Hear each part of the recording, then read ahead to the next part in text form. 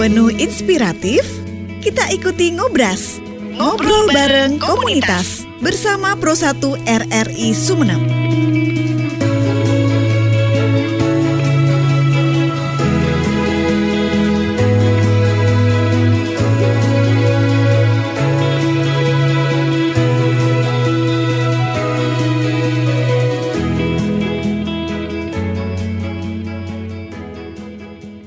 Assalamualaikum warahmatullahi wabarakatuh. Selamat malam pendengar dan juga pemirsa RRI Sumeneb.net. Kita jumpa kembali di Ngobras, ngobrol bareng komunitas. Saya Ani Purnama. Senang sekali tamu saya malam ini dari komunitas Kampung Jerami. Nah, kalau kita dengar dari namanya mungkin kok aneh ya, atau ada sebagian orang yang justru baru dengar sekarang komunitas Kampung Jerami. Kita akan kenalan lebih jauh dengan teman saya, tamu saya malam ini dari komunitas Kampung Jerami. Selengkapnya setelah yang berikut ini. Ngobras, ngobrol bareng komunitas. Ya, Ngobras, ngobrol bareng komunitas, dan saya sudah bersama dengan Mas Fendi Kacong dari komunitas Kampung Jerami. Assalamualaikum Mas Fendi. Waalaikumsalam. Terima kasih sudah hadir di studio Mas Fendi. Ini pertama kali ya? Untuk di Ngobras pertama kali. Tapi kalau acara RRI dulu pernah ngisi ya? Dulu pernah ada per 1 minggu kalau nggak salah itu ada di Sastra Udara. Wah, jadi saya sedang bersama dengan seorang sastrawan nih. Mas Fendi mungkin bisa dijelaskan dulu nih, dikenalkan dulu sama pemirsa RRI Sumeneb.net. Sebenarnya komunitas Kampung Jerami itu komunitas seperti apa sih Mas Fendi? Silakan. Terima kasih.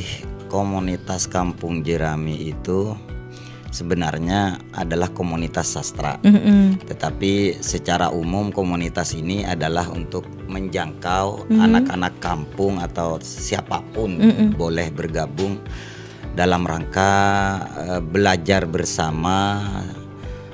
Karena di komunitas kami itu juga ada beberapa bidang, ada bidang musik, ada bidang teater, dan juga ada bidang penelitiannya juga, riset-riset kecil soal bagaimana anak-anak kampung, bagaimana teman-teman santri, bagaimana perkembangan zaman. Sebenarnya cuma kemasannya lebih ke sastra, tetapi pada hakikatnya ini lebih kepada bagaimana membangun anak-anak muda lebih punya pengalaman hidup, pengetahuan dalam hidup kayak gitu.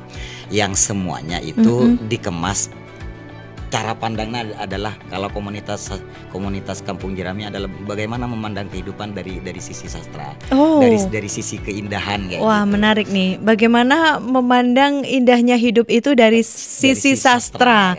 Ini bahasa yang berat nih, karena nggak semua orang paham kan sastra itu seperti apa.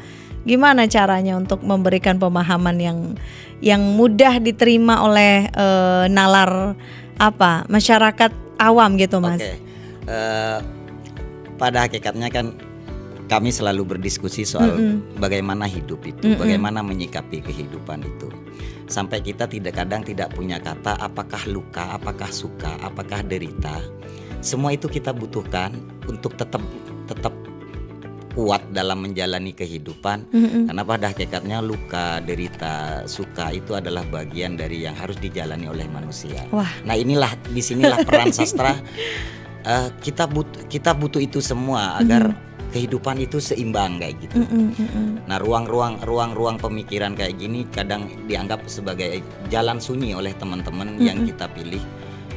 Kadang kita memandang kehidupan yang bahagia pun kita juga menetralisir kebahagiaan itu agar tidak bobotnya tidak terlalu banyak kayak gitu. Bisa kita nikmati pelan-pelan, kita rasakan. Artinya dalam konteks sastra itu bagaimana caranya memaknai hidup, memaknai. Karena persoalan memaknai itu kan lebih kepada nilai, bagaimana meresapi kayak gitu, bagaimana menyelam ke dalam sesuatu yang kita alami. Nah, itu fungsi sastra itu lebih kepada bagaimana psikologi itu, lebih kepada bagaimana sebenarnya sastra itu juga sebagai obat penenang. Bayangkan kalau misalnya semua orang punya pandangan yang sama, bahwa penderitaan pun kita bisa lihat sebagai sebuah kebahagiaan gitu. penderitaan pun bahkan bisa kita lihat sebagai sebuah kebahagiaan. Itu saya yakin ungkapan ini keluar dari sebuah pengalaman nih, pengalaman hidup paling nggak. Saya pikir itu tidak cuma pada kami ya yang ada di jalan terjal kehidupannya, memilih jalan sastra dalam berekspresi. Tetapi sebenarnya ini hakikatnya adalah menjadi milik semua orang. Orang pasti akan pernah ketawa, pernah merasakan bahagia, pernah luka, pernah menangis, pernah kecewa dan segala macam. Tapi kalau itu bisa dilihat dari sisi yang lain, sisi kelembutannya, bahwa tidak akan ada tawa kalau tidak ada luka. Wah. Bagaimana kalau misalnya semua kehidupannya adalah kebahagiaan, kita tidak akan menemukan apakah ini bahagia atau tidak, malah kita akan bingung sendiri, bertanya-tanya sendiri. Maka untuk bahagia prosesnya adalah luka, prosesnya adalah kecewa. Gitu. Nah, sisi lain dari sastra itu selalu bisa menyelami. Oke, kalau misalnya hari ini gelap, mungkin besok terang. Selalu ada harapan-harapan. Selalu ada optimisme di situ ya. Selalu ada optimisme, ada harapan-harapan baru yang itu ketika dilihat itu sebagai sebuah keindahan. Kita tidak mungkin mengenal terang kalau kita tidak menyelami gelap. Betul. Jadi kita butuh gelap agar kita paham itu bahwa ini terang. Ya karena ada gelap. Kalau misalnya sekarang misalnya kita bisa lihat dengan banyaknya penerang jalanan, kita sudah tidak paham di mana ya gelap kayak gitu. Kita sudah tidak mengerti bulan purnama itu seperti apa. Itu kalau tidak ada bulan sabit, kita nggak tahu yang mana bulan purnama ya. Jadi sampai keindahan sekecil-kecilnya yang ada di hadapan kita itu seolah-olah juga mau dirampas oleh banyak hal ya, banyak hal. Entah kita mulai tidak bisa melirik kalau misalnya ada bintang jatuh dan segala macam. Dulu kita menunggu-nunggu kapan ya bulan purnama biar bisa main bareng. Sekarang itu kita kehilangan memori itu yang sebenarnya itu adalah bagian yang paling dekat dengan kehidupan kita, dengan masa kecil, memori memiru kehidupan kita. Disitulah kemudian komunitas Kampung Jerami hadir ya. Ide awalnya? Komunitas Kampung Jerami sebenarnya rentetannya panjang karena saya sendiri itu suka ngumpul dengan teman-teman. Kadang ada dan tidak ada kegiatan, itu tidak penting, yang penting ngumpul. Karena nanti bisa bikin kegiatan sendiri kalau udah ngumpul. Iya.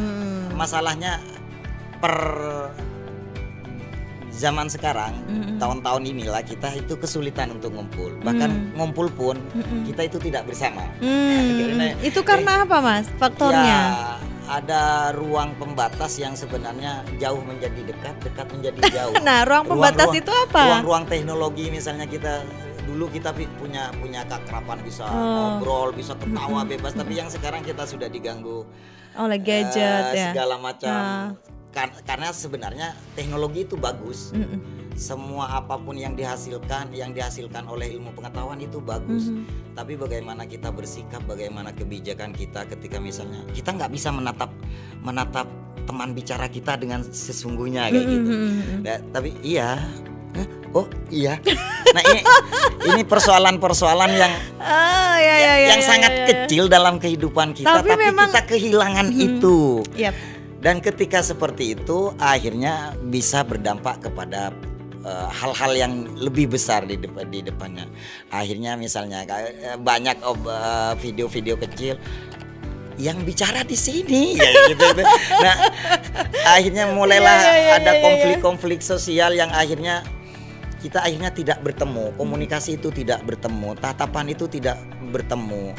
Kalau aku berbicara aku, maka itu cukup menjadi aku. Aku bukan lagi dirimu, dan aku dan dirimu itu belum pernah jadi kita. Nah, kata ini juga akhirnya menjadi persoalan yang ketika dilihat bahwa kita sekarang mulai kehilangan ritme bagaimana manusia itu sama. Bahwa kita itu duduk sebagai manusia gitu.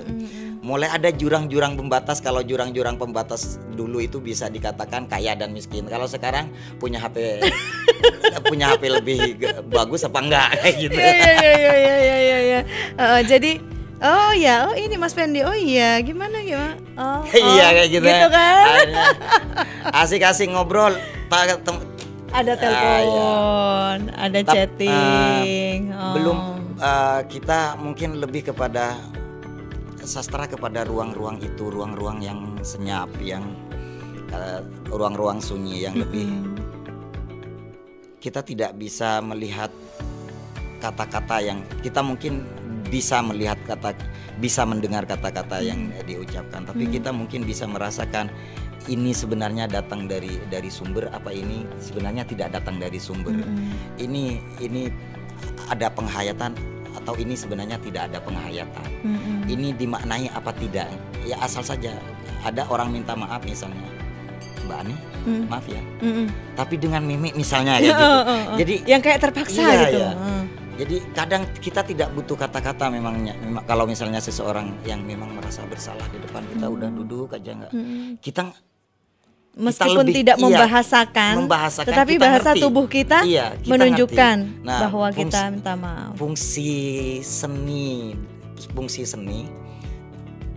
lebih-lebih mungkin sastra itu begitu.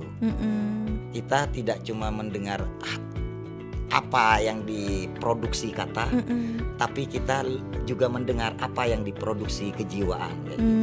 Jadi hal-hal seperti ini apakah juga sering dibahas di komunitas, Mas? Iya, karena sebenarnya kalau saya berpikir bahwa komunitas sastra itu bukan levelnya masih akan bahasa saya ini tidak dalam kerangka memojokkan apapun. Komunitas sastra itu selalu disalahkan bahwa komunitas sastra itu yang melahirkan penyair-penyair. Sebenarnya melahirkan manusia yang seutuhnya. Wow. Maksudnya gimana nih? Ya manusia yang seutuhnya itu bukan berarti dia harus berpindah dari posisinya yang sebenarnya dia diciptakan. Dia mengerti sedih dan suka itu, dia mengerti luka dan bahagia itu, dia mengerti salah dan benar itu, bukan harus berjalan sebagaimana malaikat, tidak. Tapi salah iya, benar iya, tapi ada proses-proses yang itu bisa diendapkan kepada kedewasaan. Hari ini kita memulai seperti ini, besok mungkin kita akan begini ya. Ada perenungan-perenungan yang jadi sastra itu akhirnya aktif di tubuh kita, aktif menjadi perilaku kita, bukan lagi kata-kata kayak gitu. Oke, kalau suka duka di komunitas sastra sendiri? Banyak, tenang. Banyakan apa? Tenang. Banyakan yang mana dulu? Tenang, komunitas sastra itu, Bani. Jadi saya itu kalau ditanya soal apa ya, suka dukanya, saya akan bilang dukanya. Duka semua. Saya ingat kenapa begitu? Jadi saya ingat bukankah tadi dikatakan bahwa bahagia itu lahir daripada luka? Karena makanya kita produksi banyak duka agar supaya bahagia kan gitu. Gimana? Tapi kata Sapardi Djoko Damono itu dalam satu bukunya itu dukamu abadi gitu. Jangan duka abadi. Artinya kita itu lebih kepada memaknai ya. Mohon maaf kadang saya biasa panggil ibu, nanti bisa jadi mbak kayak gitu. Kita melepaskan sastrawan kan emang begitu ya. Apa yang ada dalam pikirannya diungkapkan aja. Jadi saya juga ingat dengan salah satu puisi maestro di Indonesia, dengan kalau nggak salah itu dikenal dengan presiden penyair Sutarji Kulsum Bahri itu. Dalam satu puisinya itu judulnya Satu. Itu saya ambil satu baris yang paling saya suka itu adalah yang tertusuk padamu berdarah padaku, dan itu sangat keren. Yang tertusuk padamu berdarah padaku. Itu berarti it's mean? Jadi kalau saya melukai kemanusiaan, Mbak Ani, melukai siapapun, itu pada hakikatnya saya melukai diri sendiri. Orang lain yang disakiti, itu saya yang merasakan. Tapi nggak banyak loh yang seperti itu, yang punya jiwa-jiwa begitu. Maka benar kata Sutarji Kulsum Bahri itu, yang tertusuk padamu berdarah padaku. Berat. Dan kan kalau konteksnya ini dilihat sebagai kata, orang bisa melihat produksi kata itu, berarti yang tertusuk padamu berdarah padaku itu bisa dipakai misalnya, hubungan person ke person. Tapi bagaimana ini kalau hubungannya dengan kemanusiaan yang menyakiti Indonesia, itu berdarahnya kepadaku, yang menyakiti hati rakyat. Misalnya ini kalau dipakai oleh para politisi, misalnya saya katakan, yang ketika rakyat kau lukai, yang bergerak itu banyak. Nah inilah yang dimaksud jiwanya itu, karena yang tertusuk pada rakyat kan kayak gitu kalau konteksnya diganti, karena yang tertusuk pada sebagian orang atau sebagian minoritas, maka rakyat berarti menyakiti seluruh rakyat kayak gitu. Itu kalau bener banget. Di bawah konteksnya. Jadi sastra itu mungkin bisa dilihat sangat kecil. Terus apa suka dukanya mengelola komunitas ya di sini ini. Karena dianggap remeh, jadi tidak dianggap penting. Nah, kegiatan-kegiatan apa yang kemudian berkontribusi langsung ke masyarakat, Mas Fendi, di komunitasnya? Saya ingin memetakan dulu masyarakat dalam konteks apa dulu, Mbak? Masyarakat kebanyakan. Oke. Kalau secara umum. Kalau masyarakat kebanyakan, istilah kami itu ya masyarakat yang kami hadapi adalah masyarakat kesenian. Masyarakat yang kami hadapi adalah masyarakat sastra. Kalaupun misalnya kayak gini, saya berpikir memetakan bahwa memang sekarang kenapa Kampung Jerami itu mulai berpikir bagaimana kembali menarik ruang-ruang yang ada di tengah masyarakat itu terlibat dalam pembacaan puisi. Minimalnya tahu bahwa ini orang baca puisi. Coba bayangkan, saya sudah sekitar 20 tahun aktif di komunitas. Karena sebelum ada komunitas Kampung Jerami, saya juga sudah belajar menulis, di komunitas sastra lain ya. Iya, belajar, pokoknya ikut-ikut teman-teman ke komunitas-komunitas yang lain, yang pada intinya puisi cuma dipakai hanya untuk, misalnya dalam tanda kutip, dipakai hanya untuk lomba-lomba 17 Agustusan, untuk menarik heroisme. Padahal puisi tidak cuma di situ kayak gitu. Orang tidak harus baca puisi kalau dia sudah menjadi puisi. Wey, dia sudah menjadi puisi, betapa indahnya. Iya. Ini contoh dalam kehidupan nyata kayak mana nih? Ya, bayangkan ke teman-teman seniman, tidak cuma dalam tanda petik sastra, bagaimana kehidupan seniman yang sepertinya tidak terurus, tapi mereka orang-orang yang supel, orang-orang yang murah senyum, orang-orang yang asik diajak. Itulah sebenarnya mereka sudah menyelami makna kesenian.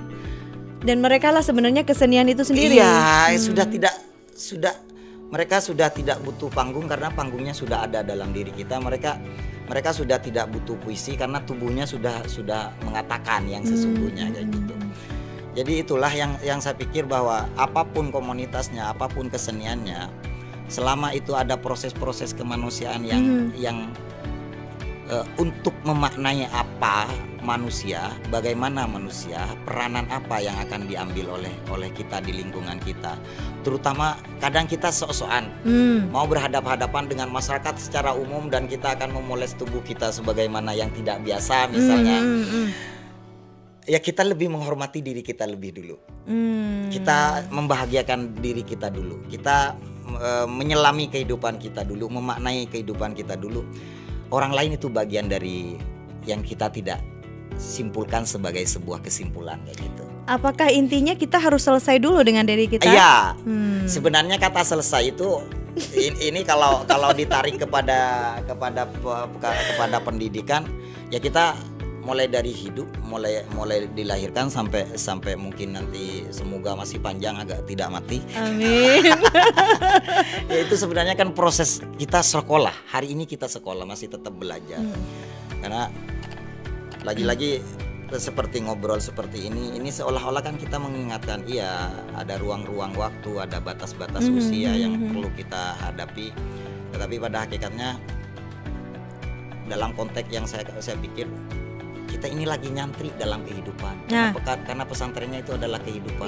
Dan kita bertanggung jawab kepada apapun, karena kita sebagai santri itu tidak Tidak dalam konteks yang santri dan pelajar, artinya siswa dan segala macam itu kan konteks orang-orang yang belajar.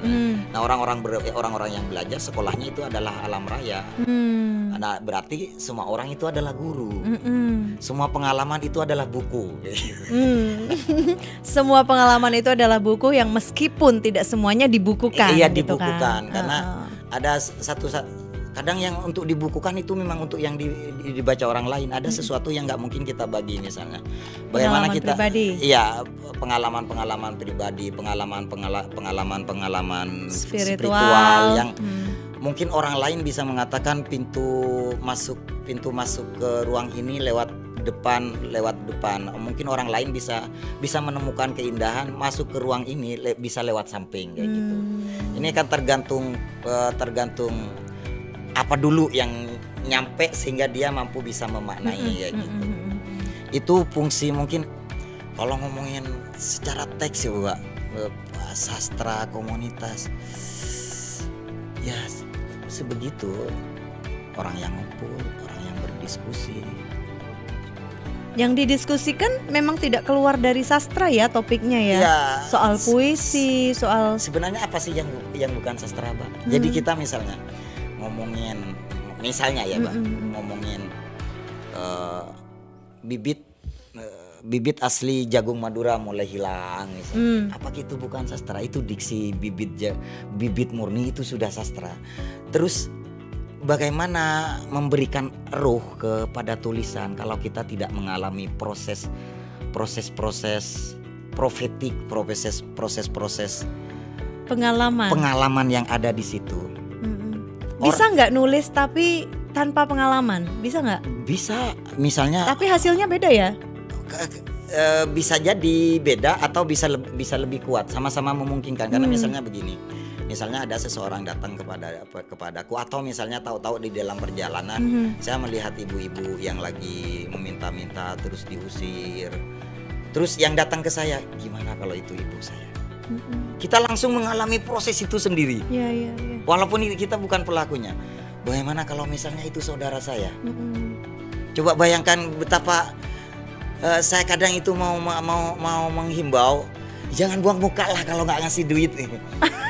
Jangan sampai buang muka, tapi itu luar biasa dan itu menyakitkan loh Mbak. Saya melihat misalnya di depan pertokoan duduk ibu-ibu, bapak-bapak.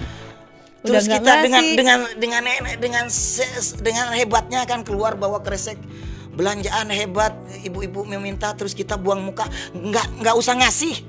Saya pengen suarakan, nggak usah ngasih, tapi ya maaf, hargailah gitu ya.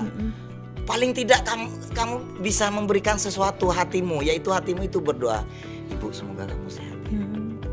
Gimana sih Mas Fendi melihat segala sesuatu yang ada di kehidupan ini semuanya nyambung dengan sastra gitu? Masalah nyambung dan tidak nyambung ini kan masalah kita. Persoalan yang ada di orang lain itu bisa sebenarnya kita tarik bahasanya tadi, karena semua semua komponen yang ada di dunia ini katakanlah sebenarnya tubuh makro dari kita. Kita ini tubuh mikro dari dunia ini. Semestanya adalah semesta ya. Jadi kita adalah bagian dari semesta itu, dari tubuh yang sama. Yang sebenarnya yang terjadi kepada orang-orang itu mungkin iya hari ini ke dia, tapi bisa jadi besok itu adalah saya kita, atau saudara-saudara kita. Karena sebenarnya kalau dimaknai, kita ini ada di semesta yang sama. Semesta ini adalah seperti organ tubuh kita. Makanya saya menghadirkan satu baris puisinya Sapardi Sutarji Kulsumbahri yang tertusuk padamu itu berdarah padaku kayak gitu. Nah, inilah yang akhirnya sastra itu, kenapa harus berkomunitas sastra? Saya tidak menganggap bahwa sastra itu penting. Mau jadi apapun dirimu, asal itu adalah kepada jalur agar kamu menemukan dirimu, agar kamu menjadi seutuhnya dirimu. Itu yang penting, karena di situ itu sudah sastrawi.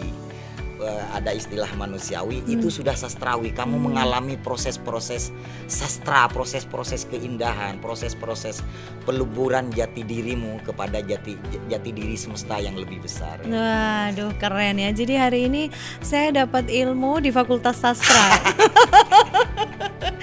Apapun yang berdarah, apapun yang apa tadi? Yang tertusuk padamu berdarah padaku. Ya. Dan itu keren banget. Oke, Mas Fendi, terakhir nih, barangkali apa yang ingin disampaikan untuk pendengar Pro 1 dan juga pemirsa RRI Sumeneb.net dari komunitas Kampung Jerami? Terima kasih. Saya berpikir tidak akan mengingatkan orang lain karena orang lain itu adalah saya. Jadi harus ini ya, oke. Saya selalu mengimpikan bahwa kehidupan itu, misalnya kita akan selalu rindu bagaimana orang-orang dulu itu masuk ke pemandian yang sama, menunggu antrian-antrian, sabar menunggu antrian, mengambil air minum di sumur, sabar dengan itu adalah proses-proses kemanusiaan yang menurut saya proses latihan sabar. Orang-orang mulai berpikir kita sudah tidak punya waktu, sudah dikejar-kejar waktu. Semuanya begitu cepat ingin berlari, ada dan selalu bermimpi ada di depan. Padahal ketika proses ada di depan, kita selalu akan kembali kepada putaran yang terakhir kayak gitu. Karena berputar. Nah, saya berpikir apapun penderitaannya, apapun yang dialami, apapun kebahagiaannya, jangan lupa bahwa orang lain itu juga adalah tubuh yang sama dengan kita. Orang lain adalah memiliki hak yang sama dengan kita. Orang lain itu juga memiliki kepekaan yang sama dengan kita. Bayangkan kalau semua orang pengen semuanya cepat, apa yang akan terjadi? Maka benturan itu pasti tidak bisa dihindari. Maka proses menimba di sumur dulu yang dilakukan oleh nenek moyang kita, itu adalah proses kita melatih kesabaran. Kita juga tahu memaknai air ketika minum. Bukan sekarang kita beli lalu berdiri minum, kita buang sampahnya sembarangan. Karena kita mulai tidak sadar bahwa kalau tidak ada air, tubuhmu tidak cuma ladangmu, tidak cuma sawahmu yang kering, tapi tubuhmu juga kering. Nah, ketika jiwamu kering, maka kemanusiaannya kering. Maka kamu hidup, tapi kamu mati. Waduh, pokoknya yang tertusuk padamu berdarah padaku gitulah ya, kira-kira. Baik, terima kasih untuk ilmunya di hari ini, karena memang setiap komunitas itu punya keunikan tersendiri, di mana saya juga bisa menyerap nih ilmu-ilmu dari komunitas tersebut. Dan kali ini sungguh luar biasa, tidak perlu kuliah sastra karena sudah dapat dari Mas Fendi Kacau. 25 menit yang luar biasa. Terima kasih Mas Fendi sudah hadir, dan mudah-mudahan lain kesempatan kita bisa ngobrol lagi dengan tema-tema yang lain. Terima kasih Mas Fendi, sukses terus ya untuk komunitas Kampung Jerami. Pendengar dan juga pemirsa RRI Sumeneb.net, saya akhiri ngobras untuk edisi hari ini. Terima kasih kebersamaan Anda. Wassalamualaikum warahmatullahi wabarakatuh.